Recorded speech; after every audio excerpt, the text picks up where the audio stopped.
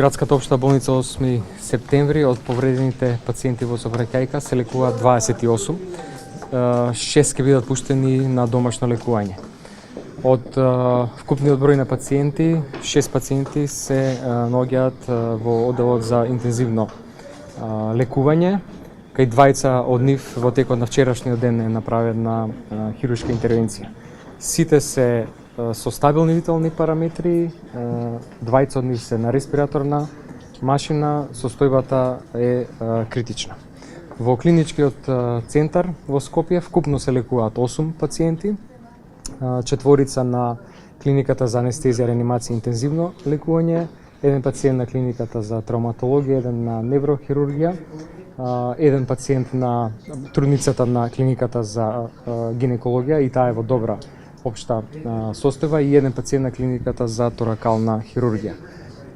4 пациенти кои што се сместени во Карел се во навистина тешка состојба, кај една млада пациентка сега во овој момент ќе се прави хируршка интервенција. Може директорот или вие да оние што се овде специализирани, што се на респиратор, значи какви повреди стануваат? Двајцата пациенти кои што се на респираторна машина имаат повреди на повеќе системи, ние викаме се политравматизирани. Најдоминантни се повредите на главата, меѓутоа тие за сега и во овој момент не бараат хируршка на интервенција и другите пациенти кои што се наоѓаат во одделот за интензивно лекување исто така се политравматизирани, доминантни се повредите на градниот кош и на стомакот и тие исто така не бараат хируршка интервенција во клиниките, во клиничкиот центар.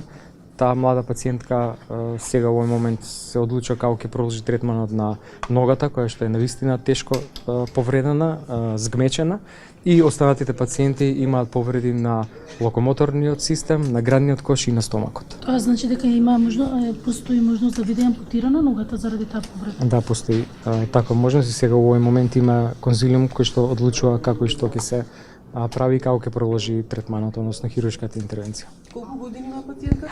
Тоа е млада пациентка, 20 години. 28 и 6 ќе бидат пуштени денеска на домашно лекување, че остануваат 22 пациенти.